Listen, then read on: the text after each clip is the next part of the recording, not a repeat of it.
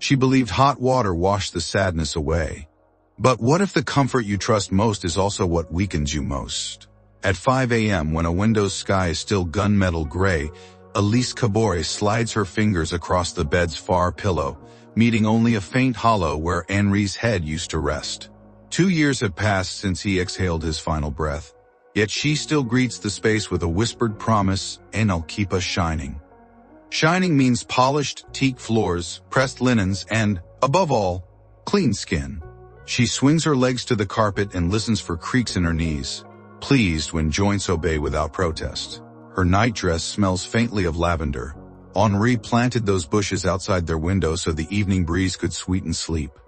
Elise rises, straight-backed, and ties her silver hair into a low knot. The house is a quiet cathedral, lit only by slats of streetlights sneaking through shutters. She moves to the bathroom, her sanctuary. Pale blue tiles Henri laid 43 summers ago still glimmer like lagoon water. A brass showerhead the width of a salad plate hangs overhead, ready to drown the room in tropical rain. She turns the knob. Steam puffs out, fogs the mirror, and blurs the reflection of a widow who tries to outrun grief one droplet at a time. For 24 minutes, she times it.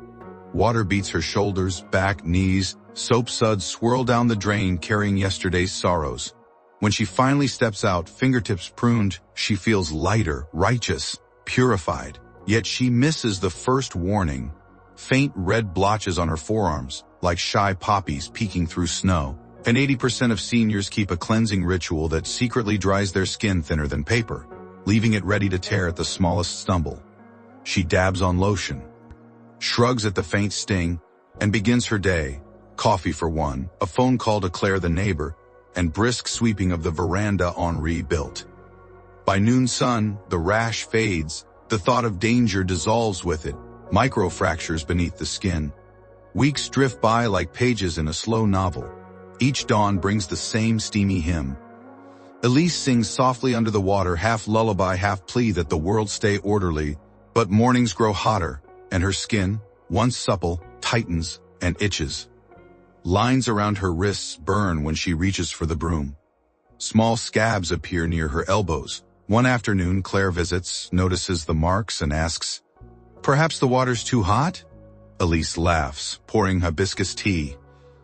"Heat wakes the blood," she insists, waving off concern. "And I'm 76, not porcelain."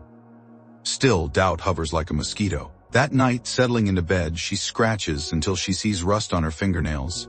She whispers Henri's name, confessing nothing but craving his steady calm. Sleep finally comes, but it's shallow, populated by images of cracked porcelain dolls slipping into bathtubs. The fall. No bones broken, yet something shattered. The slip arrives on a Wednesday scented with eucalyptus soap. Elise is humming the refrain of an old high life tune when the water's roar masks a treacherous squeak. 1 second she is upright, the next her heel glides forward like ice on marble. She flails, sees the ceiling lamp spin, crashes hip first on a cold tile. Pain bursts white. Her first coherent thought, turn off the water. She crawls, palm sliding, and twists the knob. Steam thins, leaving her trembling in gooseflesh and silence cut only by the patter of drops from the showerhead. She lies there, heartbeat thrashing, calculating damage. Nothing seems broken. No lightning streak of fracture splits her hip. But humiliation floods hotter than any shower. She drags herself onto the bath stool Henri insisted they keep years ago. Just in case, mon amour. She sits, breathing shallow, water pooling around her toes. In that pool, she sees the truth reflected. Habit nearly betrayed her body. Again, when Claire answers her call, voice thick with alarm, Elise says, "And it's only a bruise, dear. I need no ambulance." Claire arrives anyway, helps her into a robe, presses ice to the swelling violet crest on her thigh, and whispers, "Tomorrow we talk." Elise nods, but her mind loops on tile slickness and Henri's absent hand. So, tiny misstep in a bathroom steals 37 seconds of balance, but can take away your autonomy for years. A doctor's words sharper than soap scent. Claire drives Elise to the community clinic the next day. Dr. Ngala, a dermatologist with gentle eyes, inspects the rash and bruises. He explains the science of aging skin. Sebaceous glands calm with decades. Hot water strips what little oil remains. Soap can scratch the lipid shield thinner. Imagine scrubbing parchment, he says, glancing at her forearms. Elise mutters, I've always washed like this. The doctor nods. Always is the danger. After 70, always must renegotiate. He lists 7 findings, shocking yet calm, as he circles them on a brochure. Daily hot showers over 15 minutes, thin skin, by up to 25% in elders. Water above 40 degrees Celsius disrupts microbiome balance, inviting infection. Soap with high pH triples itch frequency in postmenopausal skin. Fresh abrasions from towels become portals for bacteria, especially if circulation is slower. Excess bathing strips vitamin D precursors and sebum, stealing energy. Wet bathroom tiles raise fall risk by 42% for elders living alone. Recovery from minor slips doubles in length when skin is chronically dry. Her breath catches on number 6. The bruise throbs in agreement. Oh no, will I have to feel dirty? She asks. Oh no. Dr. Ngala smiles. When we replace ritual, not abandon it. He prescribes short, lukewarm showers every 3rd day, sponge baths in between, mild cleansers, rich moisturizers within 3 minutes of toweling. He suggests installing grab bars and non-slip mats. He offers numbers for occupational therapists. Elise folds the brochure as one might fold dismissal. She thanks him, promises to try, yet pride smolders. How can she, once lauded for immaculate housekeeping, reduce cleansing? The clinic smells of antiseptic and challenge, negotiating with habit. The next morning, Elise fills a basin with lukewarm water and eucalyptus leaves floating like wounded ships. She dips a sponge, wrings it carefully, and begins with her face. Gentle circles. She expects revulsion, but a surprising warmth of memory arrives. Washing Claire's newborn years ago. Soft cloth, tiny wrists. Tears blur her reflection in the basin. She finishes, moisturizes with thick shea butter, then ties a scarf, feeling oddly presentable. Coffee tastes deeper. Her circulatory hum feels calmer, yet doubt persists. Can cleanliness be quiet? She spends afternoon hours rearranging the bathroom. Henri's old drill bites tile to mount a grab bar. Non-slip stickers, sunflower yellow, blossom across the floor. The brass shower head feels accusatory now, but she cleans it gently, forgiving. Night falls. Itching lessens, but mind spins. Will I smell? Will neighbors notice? She dreams of guests recoiling, of Henri nodding approval, of water turning to dust. The relapse and red ribbon test. Day 4 dawns humid. Elise wakes sweating, craving the scorching torrent. She rationalizes just 5 minutes. Steam clouds quickly. She steps in, sighs as heat carves goose flesh from her shoulders. 5 minutes grow to 10. She loses track in the hush of droplets. When she steps out, legs tremble, dizziness flicks the room sideways. She grasps the grab bar, heart punching. The bruise yelps. Guilt surfaces, sticky as the steam. She remembers Dr. Ngala's chart, 40 degrees Celsius water, microbiome war. She stares at her reflection, cheeks flushed, eyes glassy, and whispers, not worth it. That afternoon, she performs a red ribbon test. She ties a satin scrap around her wrist. If at any point the fabric irritates, she vows to recall her skin's fragility before heat's lure. Sensory reminder, simple and stern. Says single ribbon will decide whether Elise keeps her dignity or hands her mornings over to strangers. Sunday market brings color, plantain pyramids, riotous peppers, and laughter. Elise strolls slower than before, savoring shade. At the spice stall, she meets Louise Bemba, 78, cheeks rosy as clay. Louise frowns at Elise's bandaged bruise. A fall, Elise explains. Too much water, too much heat. Louise laughs dismissively. What water is life? I bathe twice a day. Feel young. She lifts her arm to reveal scaly patches near the elbow. Elise's nurse instinct flares. She trained decades ago. She tells Louise about hidden dryness, infection risk. Louise shrugs. I'd rather be sweet-smelling than safe. They sip Bissap under a neem tree. Elise notices Louise scratch absent-mindedly. Let me share something. She shows the brochure, her ribbon. Louise rolls her eyes but pockets the pamphlet. They part with promises to call. Elise feels unsettled. Part worry, part reflection of her own old stubbornness, slow victories written in skin. 3 weeks into the new rhythm, Elise's arms glow softer, the rash retreats like a tide. She tracks progress in a linen notebook. Day 7, itch intensity down 70%. Day 10, bruise yellowing, no fresh scabs. Day 18, slept through night without scratching. Day 21, caught scent of gardenia body cream all day. Pleasing, subtle. She now showers Mondays, Thursdays, Saturdays, water temperature tepid. On alternate days she warms a cloth, spritzes with rosemary hydrolat, and wipes gently. She plays soft bembe music to make ritual feel abundant, not restrained. She invites Claire for tea. Claire breathes in, notes, "Sigh, you smell like the garden, not like hospital soap." Elise smiles, relief blossoming beneath the ribbon. One evening the phone rings. Louise's voice trembles. Infection on her arms, fever. Doctor's orders to avoid showers until skin heals. "I can't stand myself," she cries.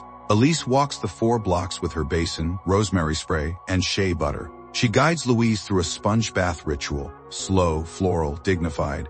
Louise weeps quietly at the gentleness. She admits fearing odor equated to neglect. Elise answers, "Intense-real neglect is ignoring what your body whispers." Louise's recovery takes 9 days. By the end, she orders non-slip mats online, ties a yellow ribbon like Elise, and insists they schedule alternating support visits. "And you watch my ribbon, I watch yours." Claire edits the voice memo into a short morning postcard and drops it into her church's seniors chat. Within hours, phones light up like little hearth fires in bedrooms from Libreville to Loam. Auntie Rose in Libreville records a breathless thank you. She used to scrub her shins twice a day with coarse loofah until feel alive. After hearing Elise, she swaps the loofah for a soft cloth. "Slept last night without the fiery itch that made me kick the sheets," she whispers, voice shaky with relief. Uncle Kwame in Kumasi sends a photo, his grin beside a newly installed grab bar, soap bubbles still clinging to his forearm. The caption, "No more racing waterfalls, my granddaughter helped." In Cotonou, Sir Yvette, a retired midwife, plays the memo over the ward speaker during visiting hour. 2 caregivers pause, exchange a glance, then lower the water pressure on an elderly patient's shower, patting her fragile back instead of scrubbing. But not every ripple lands on calm water. 3 days later, a voice message arrives from Mr. Jean-Paul, 82, the church pianist known for starch-sharp collars and opinions. His tone quavers between anger and fear. "Madame Elise, your softness is dangerous. We survived wars with buckets of cold water and harsh soap. You want us to smell of neglect?" Claire forwards it, worried. Elise plays the message twice, feels defensiveness rise, then compassion follow. She records a reply, her cadence steady as evening rain. "Say, don't ask you to discard dignity, Monsieur Jean-Paul. I ask you to protect the vessel that carries it. Try a lukewarm cloth on your hands tonight. If it feels like surrender, go back tomorrow. Let your skin vote." 2 dawns later, Jean-Paul sends a single thumbs-up emoji and a picture of piano keys wiped with lotion-soft hands. The circle widens in practical ways, too. The church nurse, Mama Therese, notices fewer complaints of mystery rashes during Wednesday blood pressure checks. She hunts down hospital studies, prints them, highlights lines in yellow, and tapes them beside the bathroom doors. Free. Minute rinse, 30-second towel press, moisturizer within 3 breaths. Younger volunteers read, shrug, and follow suit. Claire's teenage niece, Zadie, designs ribbon bracelets in pastel blues and sunflower yellows, stamping tiny water drop icons onto cotton. She sells them at youth group to raise funds for new, non-slip mats in parishioners' homes. When Elise receives a parcel of bracelets tied with twine, she fingers the fabric, amazed that her quiet pivot has stitched itself into teenage entrepreneurship. On market day, Louise and Elise set up a modest table under a neem tree. They pour rosemary water into enamel basins, letting curious passers-by dip fingers, feel the cool relief. Some chuckle, some scoff. But a widow named Salamata lingers, sleeves rolled to reveal fissured elbows. She leaves with a basin recipe and a ribbon. Weeks later, she returns bearing oranges and news, end and cracks closed. "I smell of citrus now." They laugh, peel fruit, and share segments with children darting between stalls. Late one evening, Elise flips through her linen notebook. The numbers, rash reductions, itch-free nights, have turned into narratives. Kwame's grab bar, Rose's first restful sleep, Jean-Paul's soft keys. She writes a new heading, On Clean Stories, then sits back, tears caught in lashes, realizing soap and water were never the true subject. Connection was. Rain drums the roof hard on the second anniversary of Henri's passing, as if the sky itself needs scalding water to relax. Elise wakes before the alarm, heart tugged toward old comfort. Outside, the wind hisses through plantain leaves. Inside, the bathroom glows in muted blue, inviting, familiar, dangerous. She lights a single candle, sets it on the sink, and unties her ribbon. Just one hot shower for the memory, she reasons. She turns the faucet halfway, heat blooming quick, fragrant with eucalyptus. The ritual that once comforted her might now decide if she walks alone or not at all. Steam ghosts across the mirror. Her pulse accelerates, not quite fear, not quite joy. She steps in. The first seconds feel holy. Muscles unfurl, grief liquefies. She tilts her head back, lets heat fill eardrums with private thunder. A sigh escapes, half prayer, half apology. Then her bruised memory throbs phantom bright, water beads on the sunflower stickers daring them to fail. She turns the handle hotter just a notch. Skin prickles in protest. In the fog she imagines Henri leaning against the doorframe, arms folded, not scolding, simply observing. Is this how we keep shining? His voice might ask. Or is this how tile keeps counting our slips? A rivulet races down her spine. She shivers inside the heat. Doubt sharpens. She pictures Claire finding her crumpled, candle extinguished, water still running. Another phone call, another sorry for the alarm. The image jolts her like cold drizzle. She twists the knob toward cool, watches steam thin to a whisper. Lukewarm rain now kisses shoulders, gentler, almost maternal. Her breath slows. She presses palms to her heart, feels steadiness return. Balance, once forfeited, edges back onto the mosaic of sunflower petals. She lingers, counting 12 slow inhalations, each one a pledge. Stepping out, she plants both feet, bends knees, testing passing. Candlelight flutters across the mirror, revealing her reflection, damp silver hair, cheeks flushed but alive. She wraps in a thick towel, pats, never rubs, remembering Dr. Ngala's warning. Outside the bathroom, she lifts the ribbon, ties it snug. Fabric still damp from the basin work, smelling faintly of rosemary. She whispers, "Can still shine, Henri, warm enough to glow, cool enough to last." In the kitchen, she prepares ginger tea laced with a dash of honey. Steam rises in small, polite swirls, nothing like the conquering mist of minutes ago. She carries the cup to Henri's armchair, sits, and listens to rain shifting from downpour to drizzle, like water learning moderation. Her mind drifts to that first morning after his death, the way she scrubbed the teak floor twice, as if grief carried germs. She sees now that sorrow isn't dirty, it's heavy, and heavy things ask to be carried carefully, not burned away. She opens her notebook to a fresh page, writes, "On today I tested the heat and chose the balance. Tomorrow I may tremble again, but the bar will hold, the ribbon will wait, and the water will learn my pace." She adds one last line, a circle back to the start. Tiles remember falls, but they also remember every steady step that follows. Closing the book, she leans back, candle guttering out at last. Rain outside slows to a hush, as if pausing to acknowledge a promise kept. Lukewarm, deliberate, and bright enough to guide her next dawn. Evening settles like lilac dusk. Elise sits on the veranda, notebook open, ribbon as bookmark. Louise arrives with mangoes. Claire brings ginger biscuits. They drink mint tea, feet propped on a shared stool.